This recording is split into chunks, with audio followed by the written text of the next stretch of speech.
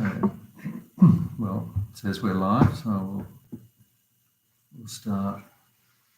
Well, hello everyone. Alan here with our Discovering Buddhism class. This is the third week of the topic called transforming problems, not transferring problems, transforming problems. And we're looking at this text called The 8 Verses of Thought Transformation by Langri Trungpa. So last week, if you were watching, we had a few technical problems, so we didn't quite get through the topics from last week. So I've just, in today's notes, I've just put the verses in that we missed doing last week. Okay, so what we normally do to start the class is 5 minutes of just breathing mindfulness meditation, just to get ourselves in the right frame of mind. So what we do is just use the breath, ourselves in the right frame of mind. So what we do is just use the breath as the focus, and main thing is to be comfortable, sitting in the chair, lying down, sitting on the floor. It's if anyone wants to sit on the floor, you're welcome. There's lots of cushions there. So we'll just do 5 minutes, and I'll just lead it very lightly.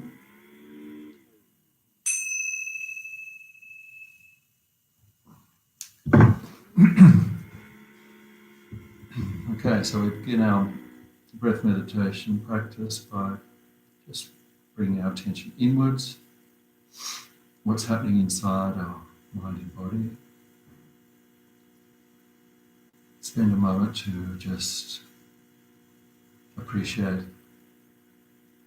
the opportunity we have to sit together, do a little bit of study, what amazing was teaching.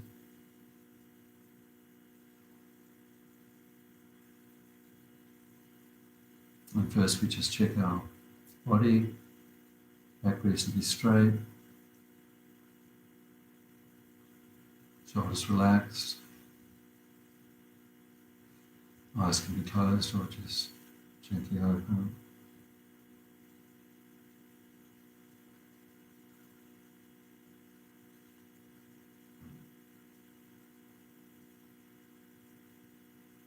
And then we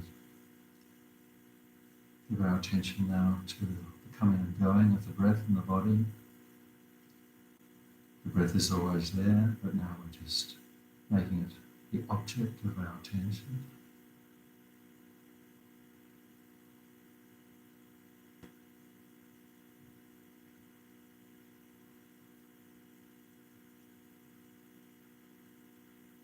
No need to change the breath, judge it, just step aside and watch the process, the movement of the body with the breath.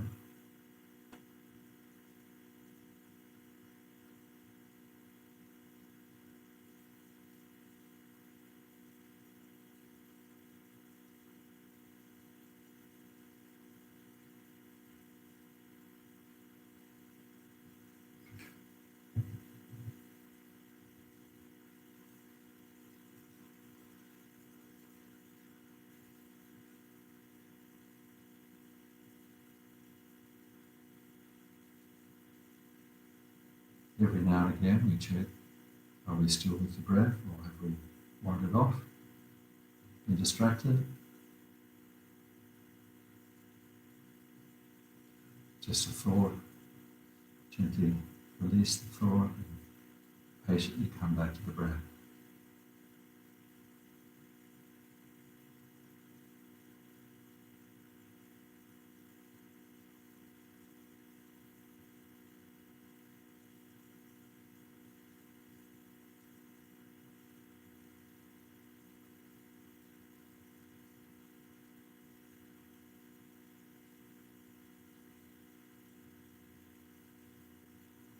One breath at a time. Full flow of the in-breath, the full flow of the out-breath.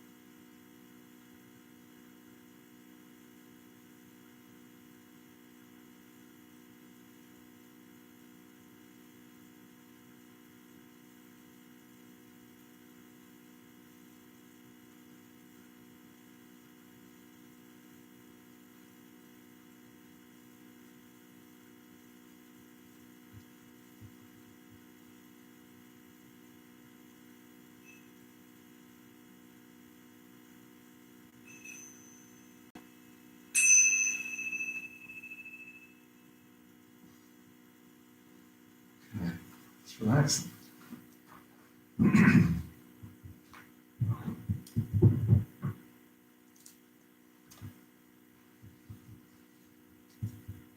Okay, so people who are watching online, we've got 3 people online. Just let you know, I've got 2 people in the room, so I'll probably be back and forward to people on the screen, people in the room. And I'll try to remember if there are questions to repeat them so people can hear who are watching online. Okay, so the class last week was a little bit shorter than normal because we had a problem with streaming. I'm not sure what the problem was, but we lost our connection a bit early. So I think we're looking at, just make sure I'm at the right place. We're looking at verse 4, and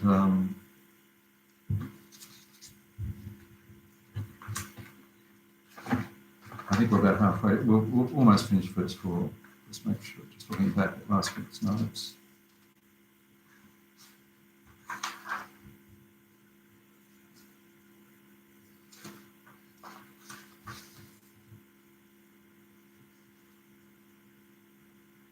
Actually, we were just finishing verse 3.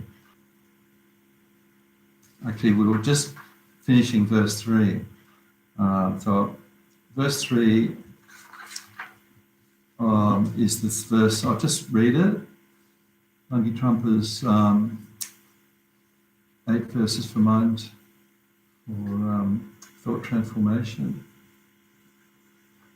He says, in all actions I shall examine my mind, and the moment an unsubdued thought arises, endangering myself and others, I shall face and avert it.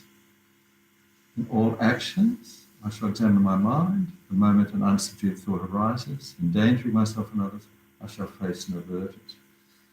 Okay, so this is really about mindfulness.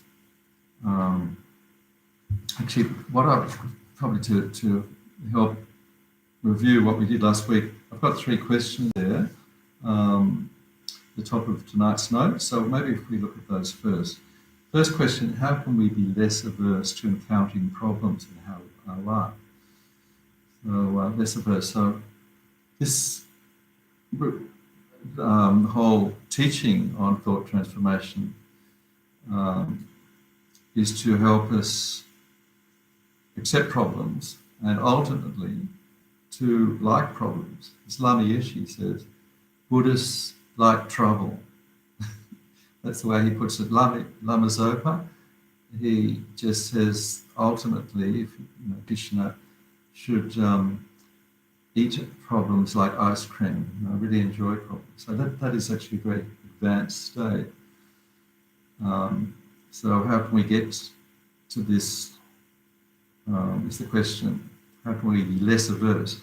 We may not be able to look forward to problems and really like them, but first step is to be less averse, less trying to avoid them. So quite a few teachings. Remember that most of the commentary on these verses I've chosen from the readings, which is Lama Zopa Rinpoche's teaching, His Holiness the Dalai Lama, HHDL for short, from one of his books, which is in the reading list, and Venerable Sapal, she's a nun, Australian nun, who taught this topic some years ago, and there's a transcript that I've sent out to everyone who's started the course when it started of her teaching. So her teachings are very, very useful. She's very experienced nun. So some of the suggestions on how to be less averse.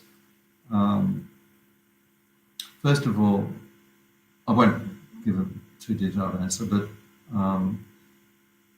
suffering exists. So the first noble truth is that life as we encounter it in our situation in the human body on earth is when we're not fully enlightened being, there will be suffering. So that's the first noble truth that Buddha taught when he taught the Four Noble Truths. So we did that in a separate module, the Four Noble Truths.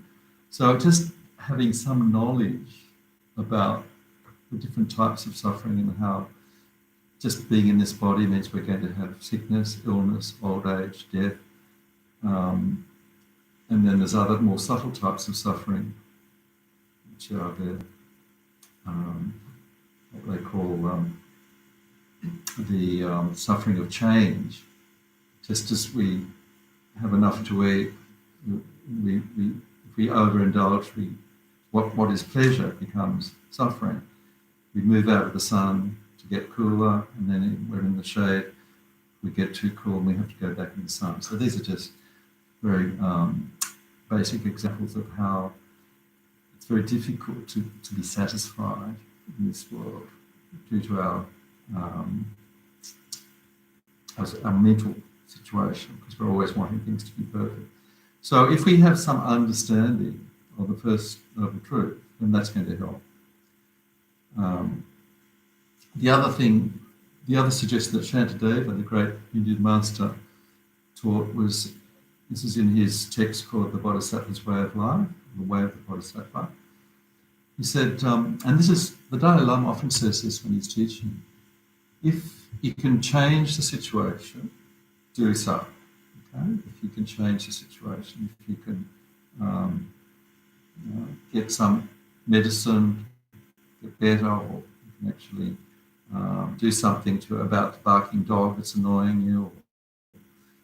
If it's possible to actually fix these conditions that are causing us such unpleasantness, do it. If you can't fix it, what is the point of worrying about it? It's very logical. If you can fix it, fix it. If you can't, worrying about it is not going to help.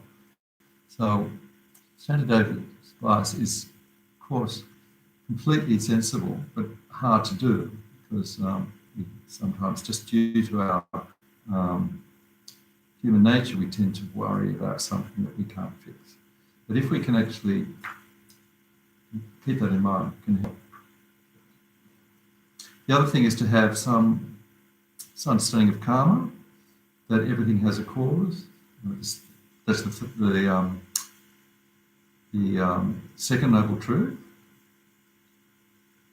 Buddha taught that we don't just have suffering and happiness for no reason. There is actually all our actions, body, speech, and mind, if they're positive, will lead to enjoyment and pleasant experiences, and all unpleasant experiences come from negative. Pleasant experiences come from our positive action, unpleasant from our negative actions. Sometimes those negative actions are driven by previous force of negative actions, and that's called karma. So, so if we have some knowledge of how things arise, how problems arise, as Venerable Ravina says, we can stop blaming the outside causes, the external causes. And basically, Buddha's point of view is that all these problems come from within our mind. Swami Namazopa says 100% of all our causes actually originate within our mind. So taking a different view, when things are difficult and cause problems, that's really the answer, if we can. Or if we can't, we can just train ourselves to do that. Because of course we can't, anything to do with the mind, changing the mind takes time. It's not going to be an instant fix. So so that there's many other suggestions, but just the fact that we know that there are going to be problems helps us to be more patient when they come. It's not possible until we're enlightened or liberated, till we can actually purify our mind completely, like the Buddha did. Then we're going to have problems. on the way, at least if we're going to take Buddhism seriously and practice it and follow the path, then we're actually gradually learning how to be less averse to problems, and eventually we'll be actually able to be like the great teachers. And as the Dalai Lama said, he said before he had to leave Patala as a refugee, life was so comfortable in the Patala, in Tibet, but when the Chinese took over and he fled to India, that was the beginning of a huge amount of problems for him. He had to deal with not having a country, losing culture, and of course all the suffering that his people were going through under the Chinese. So, but he said it taught him to be stronger. It actually helped him develop as a human, as a what he calls himself a simple Buddhist monk. So, but also for us, if Buddhism hadn't left Tibet, we in the West would not be in this incredible position now where we have more teachings and more Buddhist teachers, Tibetan Buddhist teachers than anywhere else in the world. Because, the West is where Buddhism is now flourishing. And, so that's one positive aspect of all that suffering that happened in Tibet, and suffering that happened to the Dalai Lama and so on. Okay, so maybe I'll stop that and move to the second question. Any questions so far? People? No? Just feel free to interrupt. How does mindfulness help us to deal with difficult people situations? So mindfulness, if you look at that verse, the moment an unsubdued thought arises, I shall face and avert it. I shall examine my mind. So it's actually telling us that we need to actually exercise mindfulness and be good at it and make it habitual to actually see what's happening in our mind. And so if something like anger is coming, we actually separate ourselves in our meditation and separate ourselves in our meditation and watch the situation. We can see the warning signs. Sometimes if we have a tendency to be angry, we can actually, by familiarising ourselves with what's going in our mind through mindfulness, then we can see the warning signs coming, particularly when that physical, if it's a person who makes us feel angry, then we can actually feel angry. Then we can actually practice at home in the quiet of our meditation room, dealing with the angry situation in a quiet environment. And then, when we actually are out in the field, in real life, then we've had some practice in dealing with that angry situation. So that helps us to have some kind of space between provocation, making us angry, and then the reaction. So if we see the warning signs. So that's mindfulness. That in that way that can help. So that can help with anger, it can help with attachment, impatience, all the negative emotions. So what's a good meditation? Choose to counter jealousy. So I think that's where we got to last week. In last week's notes, we're just looking at different meditations for different problems. It's not one cure for all our problems. There's many different meditations. So I actually just put in the notes last week a list of some of the common problems, things like anger, depression, impatience, and so on.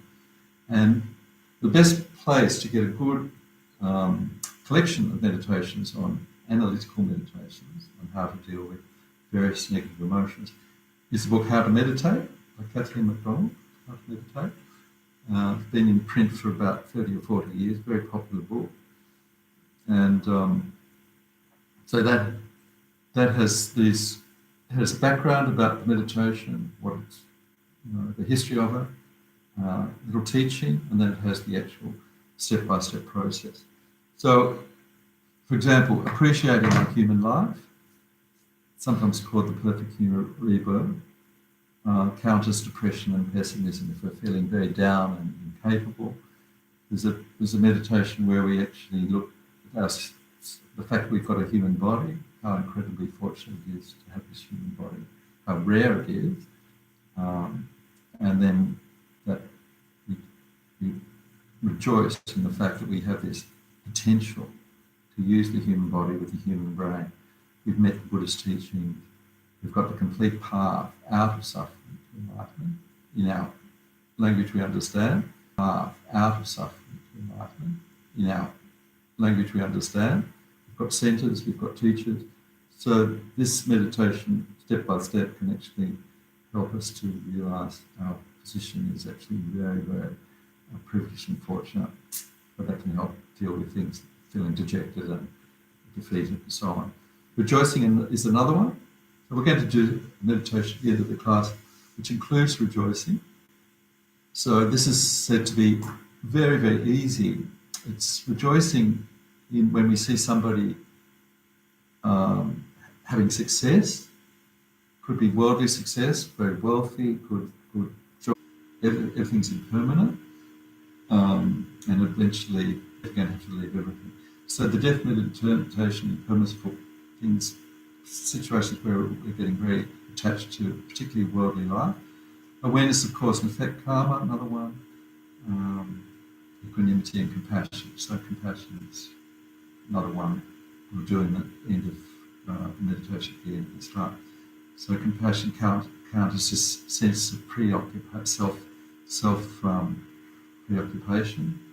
Self-cherishing is what preoccupation. Self-cherishing is what psychic usually calls it. Opening the mind, loving kindness, compassion, equanimity. So these meditations are all available. There's Buddhist teachings have unlimited amounts of teachings to cover all situations. Each individual mind has different requirements. It's quite different. That's why a very skillful teacher, like the Dalai Lama, is able to teach to help everybody who's actually in the room can actually see what people's mental requirements are, mental predisposition. So very skilled lamas and teachers can actually teach to everybody in their audience. And it requires incredible insight. So that's what's good meditation counters the jealousy. The short answer is rejoicing. Rejoicing. So, any questions? Yep. What was that? For anxiety, yes. So actually, I think this might be in one of the verses coming up. But anxiety, basically, probably, which is based on a lot of fear, usually fear. Again, it's probably something that where the self is fearful of something happening to it. Of course, anxiety, a good example is the pandemic at the moment. Probably anxiety has gone up right around the world due to the COVID pandemic. Probably anxiety has gone up right around the world due to the COVID pandemic. So a very good one for that would be to think of happen.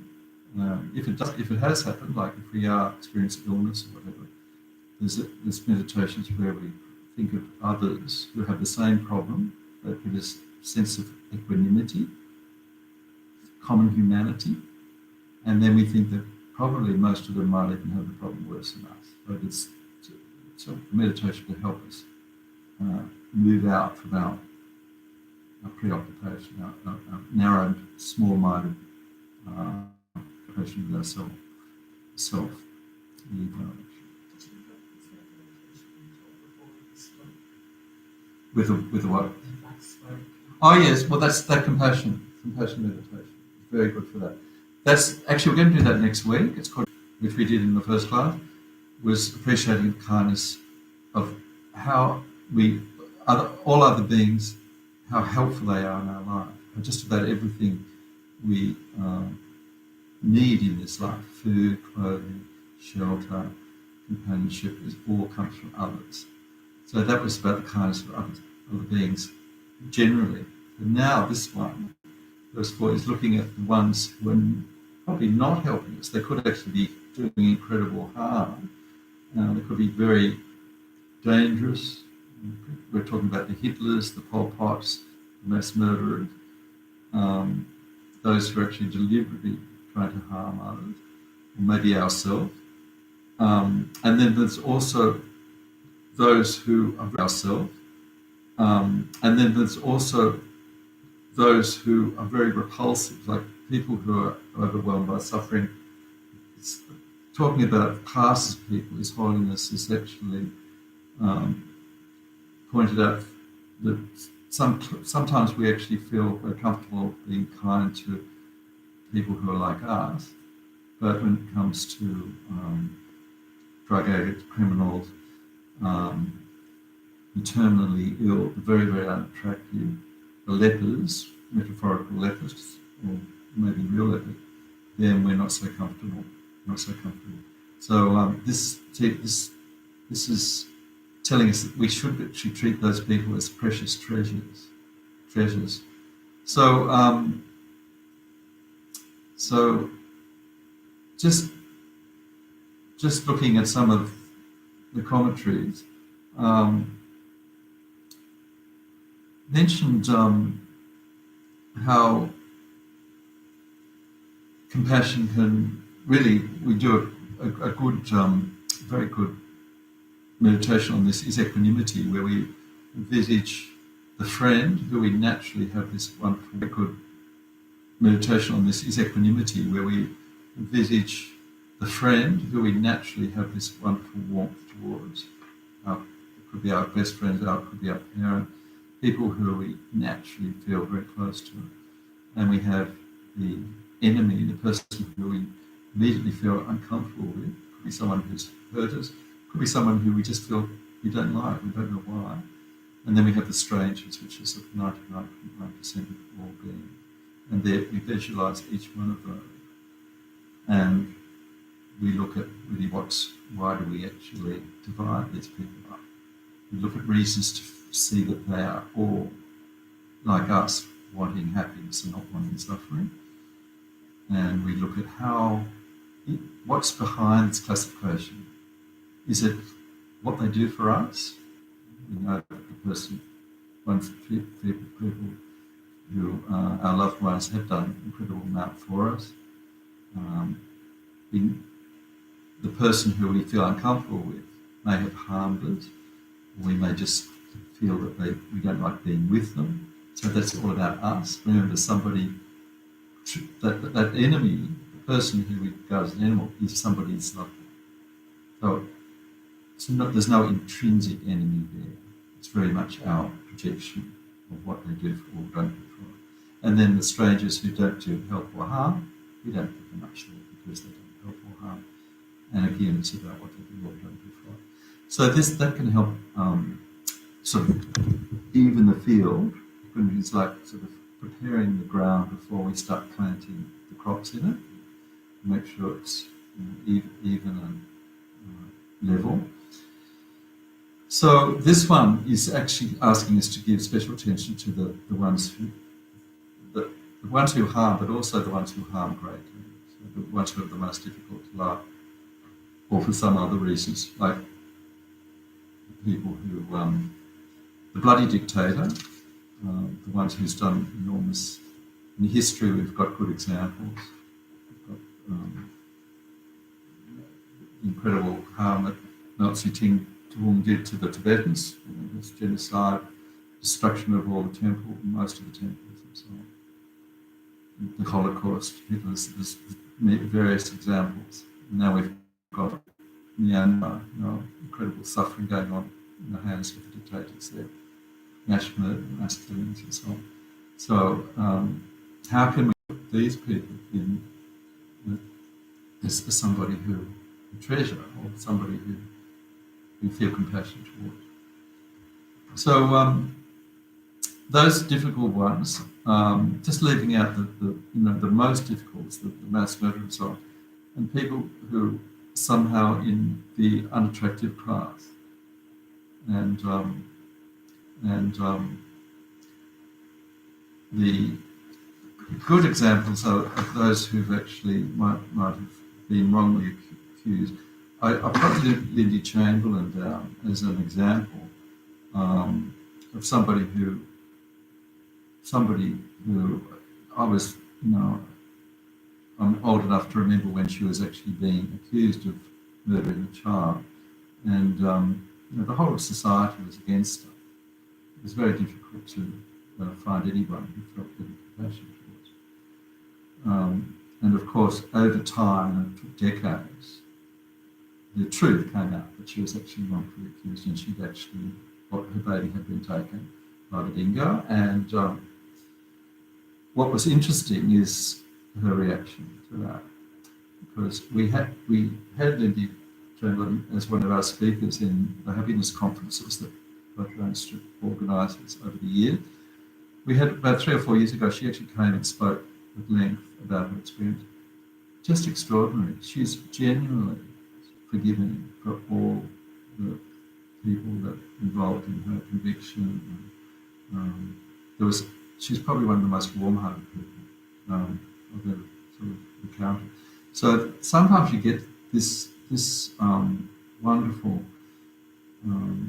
sense of forgiving. Like those people could have been regarded by her, the people who were sometimes telling lies, or others just falsifying evidence, or just skewering things so that she would be punished. So she could have regarded these people as being the worst of the worst, the wicked in nature. But at no stage she's very good Christian, so she was totally had faith in her beliefs, and she never wavered with that. And so she's still she genuinely has forgiven always and doesn't hold anything. She actually said that she could see how destructive it would have been to have a sense of a grudge or wanting to have some sort of retaliation to those who had caused her such suffering. But she wouldn't go that way. She resisted that. So that these people, many public figures, and sometimes people in our own life, who've probably suffered in the hands of others, and they still forgive. His Holiness the Dalai Lama, a fantastic example of forgiving the Chinese for what has been really the end, or the overthrow of Tibet, and incredible amount of cruelty and suffering inflicted on Tibetan people. So he was asked I think it was this week, he was giving a live broadcast about why he being so soft in Tibetan. He said, no, he's not being soft. He said, no, I was scared of losing my compassion for the torturers. So, and His Holiness said he was absolutely astonished because it was genuine that he felt at some stage when they were torturing, he might have lost that feeling of seeing these torturers as precious, just like the verse said, and holding them dear. He thought he may not be able to do that. He didn't say that he did transgress or he did get angry, but he thought he had a fear that he might do that. So His Holiness has that story of how great practitioners can actually put into effect this teaching. So that's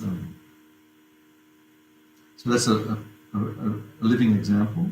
Of course, not everybody can do it. It's extraordinary amount of mind development to be able to do that.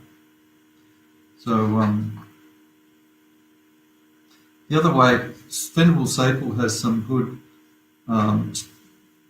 advice about how to help us to be less willing to retaliate when we're actually being abused in some way, or not necessarily ourselves, but the general understanding of the wrongdoer, and possibly compassion. Remembering that if the wrongdoer is doing harm to others, to experience this suffering themselves, because karma is certain. They're doing the wrong actions of body, speech, and mind will result in suffering later. Not necessarily in this life, because karma can be delayed. So there are very many ways that we can help patients, to help develop patience when we're in these difficult situations. So do we just sit and act as a doormat? No, we don't. We should take countermeasures. This is what usually Solomon calls it. If we can do something to stop that person continuing their harm, then we should do that. Because remember, we don't want them to continue to harm others. So it might mean that we might have to report this matter to the authorities. The person might have to be, go through the legal process, whatever. So it requires some sort of skill to know how we act in each individual situation. Whether we approach the person who's very angry, it depends on the situation.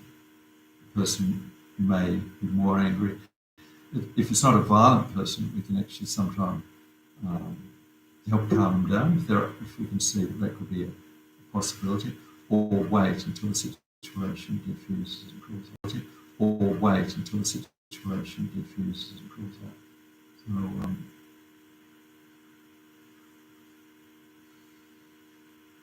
So then how to deal with day-to-day situations like the beggar on the street, where we want to help, we can't actually help everybody. So there are these different, we just have to use skillful means. One of the things in India is that as soon as you step out the front door, there's beggars in most places, particularly in northern India. Not so much. I was in India in the 80s, and there's actually a certainty virtually anywhere in India that there'll be people in great suffering, great need on the street, and you couldn't help them all. So you just have to have a certain number of coins in your pocket, what you can afford, and just decide I'll do what I can. And so this can be the most skillful thing. So when you run out of that money for the day, you just have to continue on.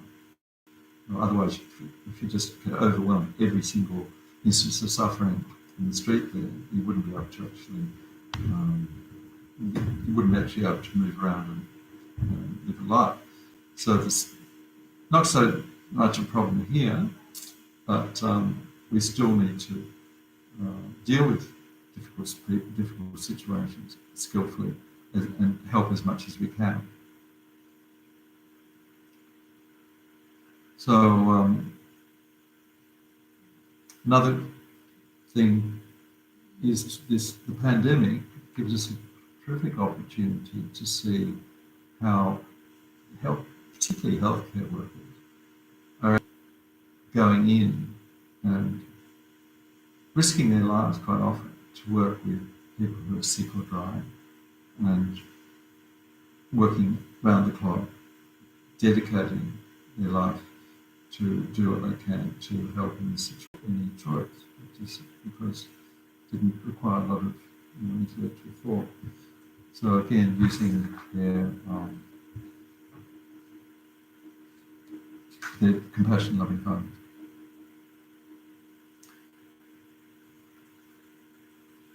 Questions so far? Okay. Sorry if I have to add some. Might just try and get through.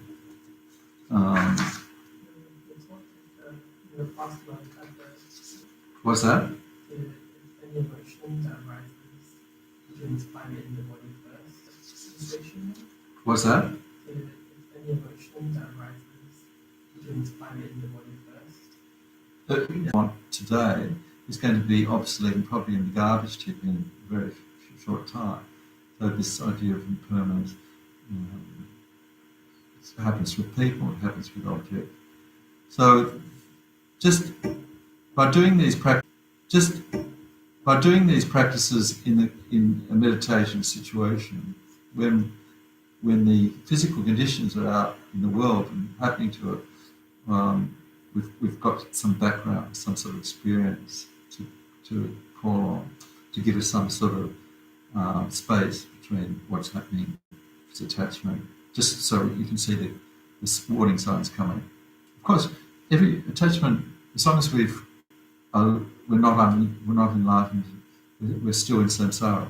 We're going to have attachment. We've got a body, we have to feed it, and so on. But it's lessening the attachment. Usually the prayers nowadays are to live with less attachment, less aversion, and so on. More compassion. Because it's a slow process. Anything else? What you said. The drop in, we just did it last week, the one on attachment. It's quite a strong one, actually. And then you think of all the disadvantages. And the other one is definite attachment, because at the time of death, you've got to leave everything, including the body. So that's the ultimate in release, the time of death. And the only thing that will help at the time of death is our mind. The mind that's happy to let go, the mind that is calm, is going to have a much quieter, easier journey to the next life, until we're enlightened. Maybe we won't have a next life. We might go straight to nirvana if we've done a perfect practice during our lifetime. So,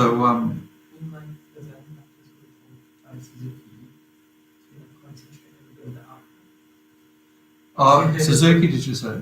Yeah, so if you wanted to make it every day, you always concentrate on the sensation of your out-breath, because it's the last thing. Look, this Buddhist teachings about the in and out breath, and they say if you're just doing mindfulness practice and your mind is extremely busy and distracted, just focus more on the out breath and the in breath, and visualize that you're letting go all that chitter-chatter, all that distracting thoughts, all that concepts. Mm-hmm. And then if you're feeling the opposite and you're going to drop to sleep, focus on the in-breath and feel that you're actually being woken up by that fresh air coming in. And so you've got one for, they call it, that's thinking, if the mind is sinking and going to sleep, more of the in-breath.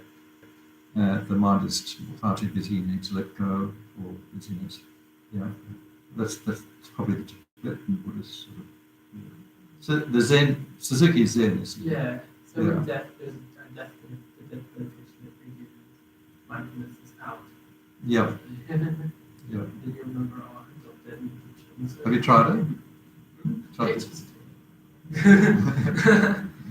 So yeah. So there's also what we do sometimes in drop-in class, 9-round breathing practice, where you actually it's actually taught in this topic as well. Some of the in the readings, I think it's Rami Lamas Yeshu teaches 9-round breathing practice, where we visualize breathing in one nostril and out the other. That helps to be said to be very good to begin any meditation. I won't teach you at the moment, just run out of time. Okay, so the first 5 is about offering the victory to others. So this is when people do actually treat us badly. When out of envy others mistreat me with abuse, insults, or the like, I shall accept defeat to others. What does this mean? So it sounds like, at first sight, that we just sit there passively and accept what's happening to us. That might be sometimes a skillful thing to do. Other times we may need to take some actions, countermeasures. Remember that person, by doing these negative actions, and creating their own negative karma. So there might be times where we do need to stand up for ourselves and take some actions, and maybe particularly if they're harming others. So Geshe Sonnen gives the example of if we've sponsored, say, somebody overseas, could be a market, could be some child in a developed country and so on, and then we go and visit them and they treat us extremely badly. After all our good work, all our help we've given, this verse is telling us we should accept that and not expect to say, well, okay, that's fine, we've done that, and offering the victory to others. So one good example is when parents have a naughty child, and the parents, because they love the child so much, they're not going to get angry if the child, whatever the child does, they're going to actually correct the behaviour so that they don't develop a habit of it. But they're doing it out of love.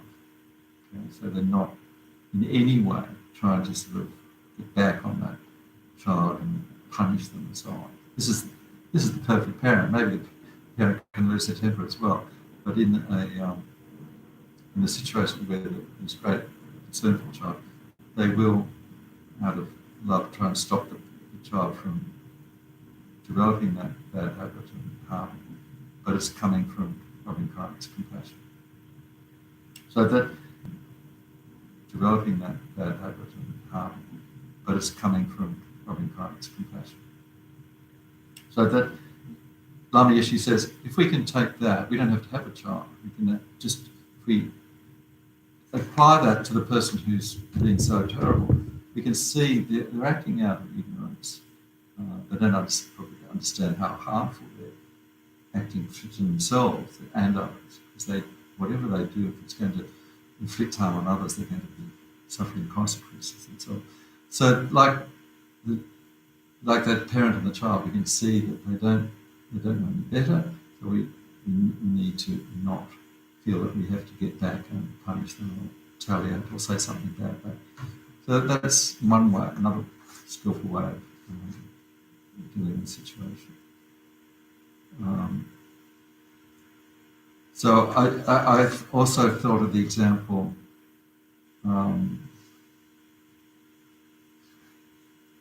if somebody's, maybe I think it might be another example later on, if somebody's treated us really badly, and online dating scams where somebody has actually somehow conned us out of, say, $100,000.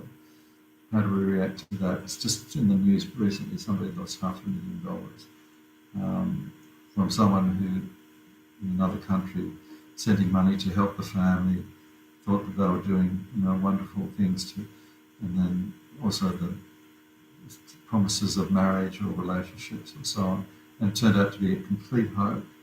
And so he lost all the money that he was going to will to his children, so the children lost all their inheritance. So how to react in that situation? Someone who's done great harm, again, you've got the choice. Actually, the person, to me, when I saw him being interviewed, seemed to be very resigned. A bit like Shantideva said, if you can't fix it, why worry about it? It's happened. He was apparently warned by the bank and ignored the warning. So he was quite, that particular person seemed to be quite resigned. Of course, the children were very upset because they've lost one they were hoping to inherit. He's quite an elderly person. So what this is saying is to not retaliate. So this is patience, of course, non-retaliation. So interestingly, if you read the notes, the readings, Lama Zopa is asked a question about child abuse. He tells a story that one of his students came and said that she was abused by her father when she was a child. and what should she do? And he said, give him a present and say thank you and apologise. And she said, oh no, you don't understand. It was the father who visited. Oh, I didn't do anything wrong. And they said, so Lama Zopa said, no, and this, do what I said. So she actually did it. She was a very, very dedicated student to Lama Zopa. And she said, reported back to Lama Zopa, said, as soon as she gave him, like it was a card or an apology or something, he completely broke down and told her that, how sorry he was what he did. So he confessed, he admitted he was wrong. And so there was, incredible remorse. And so that the relationship is completely changed. So it doesn't mean that that's the perfect response in all cases. Lama Zopa, obviously, in his insight, could see this was the right thing to do for this particular student. And apparently it did help for both parties. So just an interesting example that quite we appreciate skillful analysis of seeing what should happen. It may not be the best response in all cases because the person might continue on to suffer, to cause other people suffering. But it's a very interesting question, particularly law. I'm a lawyer by training, where there's this feeling that you get, if somebody's wronged them, then the justice system has to take its course, and of course it will, if that's the way things turn out. If the police are informed and there's an offence proved, but the Buddhist thing will be looking more at what is the most beneficial to all parties in the situation. Lama Zopa always recommends it not to sue. We're talking about civil cases, because it will normally end up with more hurt and won't resolve the problem. So things like defamation and so on, the neighbour disputes and so on. He says it's going to cause more suffering overall. That's a general, not a specific, on a specific case. So this is something that, of course, lawyers would hate to hear. It's their bread and butter, looking for conflict and trying to get compensation and so on. So it's very interesting to put the Buddhist teachings against the legal system. They can never be. Of course, there's going to be always a huge difference between the legal system and the Buddhist system. Because sometimes the justice system has to be seen to work, so that people, but the confining the person might stop them creating more harm. Whether other people, it's called deterrence, whether other people look at what happens to, say, people who do wrong and say, oh, I'm not going to do that because the punishment's too great. That doesn't really seem statistically to be very effective. But there's a very good argument for some people having to be confined so that they don't actually continue to harm. So I'm trying to, sort of, as a Buddhist, trying to reconcile some of the judicial system. The idea of the justice, therapeutic justice. Therapeutic what? Therapeutic justice. Not civil cases, but you can see a little bit in My hearing's not very good. You can see a lot of it in criminal and how they deal with using therapeutic justice and orders of certain people so they don't allow them to be incarcerated, but to for example Oh yeah. bring bail. Because the statistically the imprisonment, the recidivism, the rate of repetition, the more people go to jail, the more they come back to jail. It's just statistically proved. So there's definitely room for improvement. And these New Zealand, they've got these courts. I think it's for fairly minor cases where they actually bring everyone together, the victim, the offender, in a very controlled environment, so that there is the opportunity to see the harm. The offender sees the harm they've done. The family will say, this is what we suffer, and then there's opportunity for remorse, express that opportunity to maybe whether there was a forgiveness, it may not happen, but at least it's a chance to communicate. And I think similar with, I work in Papua New Guinea and Pacific Islands a lot, and there's a great emphasis in reconciliation and getting together and compromise, talking, and maybe paying some sort of, could be traditional payment, like in Papua New Guinea would be, and maybe paying some sort of, could be traditional payment, like in Papua New Guinea would be in terms of pigs, or in Fiji it's whale's tooth and so on. So there are definitely very ancient ways of solving these disputes, which could be far more effective than the Western system of imprisonment and punishment. Yeah, that's one of my friends. She was actually a victim of DV. Yeah. And instead of getting her boyfriend, she had like enough evidence that like the prosecutor was basically like, you were able to put this guy into jail. She actually sort of deliberately was able to get into sort of alter orders. I had to go through my anger management classes. Oh yeah. Yes, and I was like, wow, that was really. She wasn't feel any anger. That's right. They're just for people watching. So it's talking about alternatives to imprisonment, like anger management classes and so on. So that's I think in family law that's probably maybe been used, or and particularly in Indigenous situations. Well, not just Indigenous, for anger management, but yeah.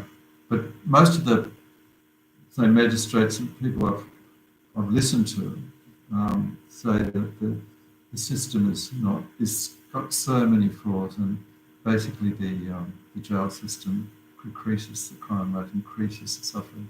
The drug addiction is it's not good at the moment. I guess because politicians, at the time of elections, they get votes from the law and order thing, being tough on crime and so on. So that's it's very difficult to get votes from to be kind to prisoners. So so let's it's already quarter past. Let's quickly sort of do the it might be an abbreviated meditation that I had planned. It's called, there's a wonderful French teacher called Mathieu Ricard, written many books. Mathieu Ricard is taught here in Sydney, spoken at our conferences and so on. And he's got this meditation that is on compassion and rejoicing, and it's particularly equanimity, evening out the difference between friend, enemy and stranger, and wishing them all happiness.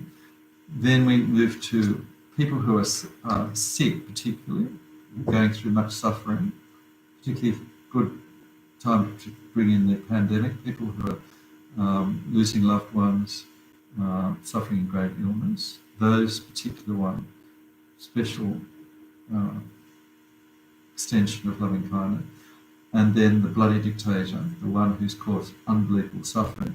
Instead of just wishing him loving kindness, which is very, very difficult, the Cherishing suggests, may the things in his mind that cause him to act, to harm others, be eliminated.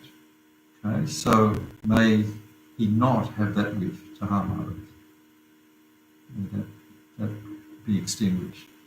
So then we move from the bloody big dictator, the person's heart, very hard to put compassion towards, to those who are actually helping and rejoicing in those who are working to relieve others, people suffering, health workers, meditators, as well as the Dalai Lama, people who are doing incredibly good works for others. Okay, so that's covers quite a bit of ground. So we'll see how we go with it. All right, let's start.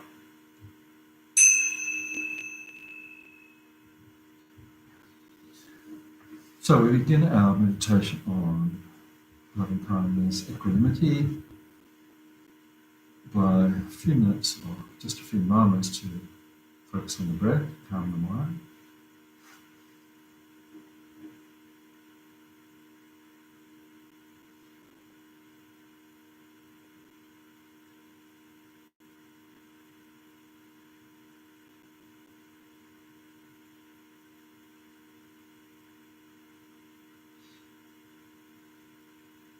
we start now with bringing to mind someone who we find it very easy to love and feel compassion towards, those very close to us in our life. As soon as we bring to that person or persons to mind, we feel that warm feeling of wishing them well. It just happens spontaneously. We just allow that spontaneous concern, loving kindness to arise, staying with that state of mind, wishing them well, wishing them happiness, wishing them not to have suffering.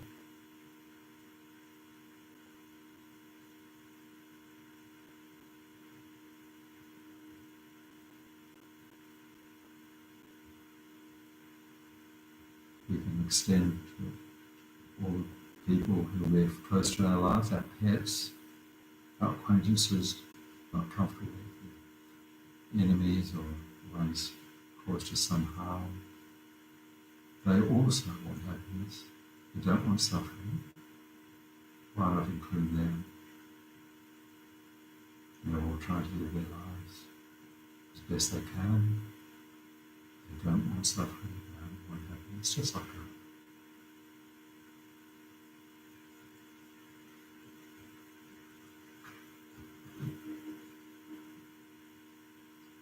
May you all, friends, loved ones, strangers and enemies, have happiness its causes. We can now bring in those people who are suffering, particularly those who are suffering illness, pandemic, physical illness,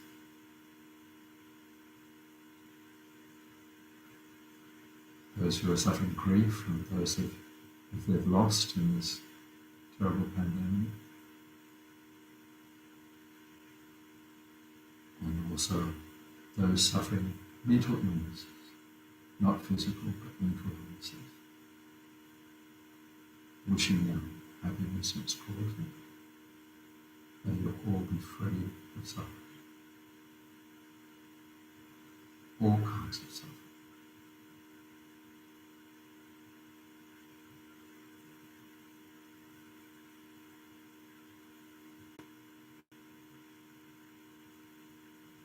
If you can think of any conflicts in the world now where there are people, leaders, dictators causing suffering, causes in their minds, you remove the causes of that suffering,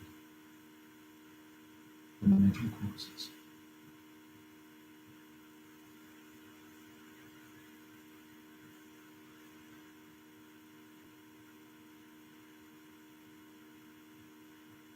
And finally, we can think of those who are working to benefit others, to help others, doing acts of kindness,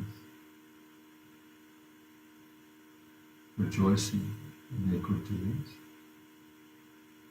Doctors, those who are working with the poor, disadvantaged, in incredibly difficult conditions, giving up their lives for others.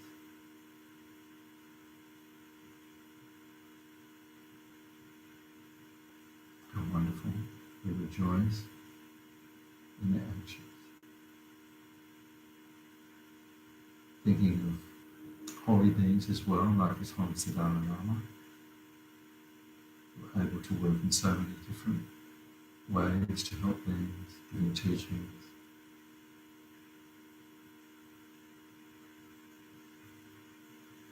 Ways that are subtle and beyond our understanding, to benefit others.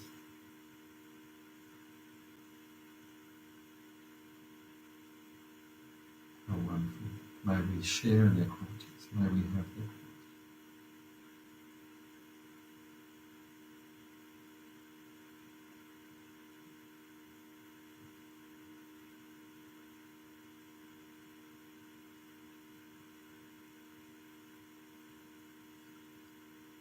So finally, bring them all together, the friends, the enemies, the strangers, those suffering, the bloody dictators, and the compassionate, kind ones helping humanity may all have happiness in its cause, be free of suffering in its cause.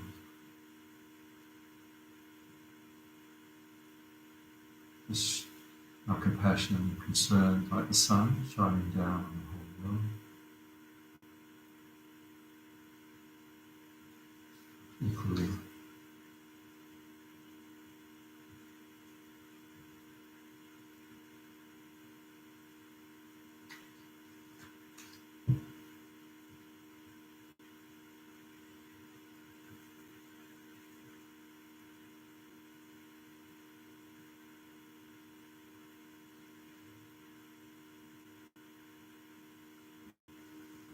Finally, just to conclude, I'll read Lama's Opus.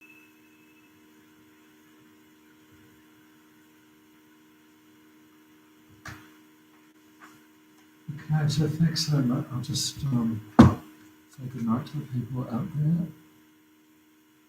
I'll see you next week, same time. Thanks for being there.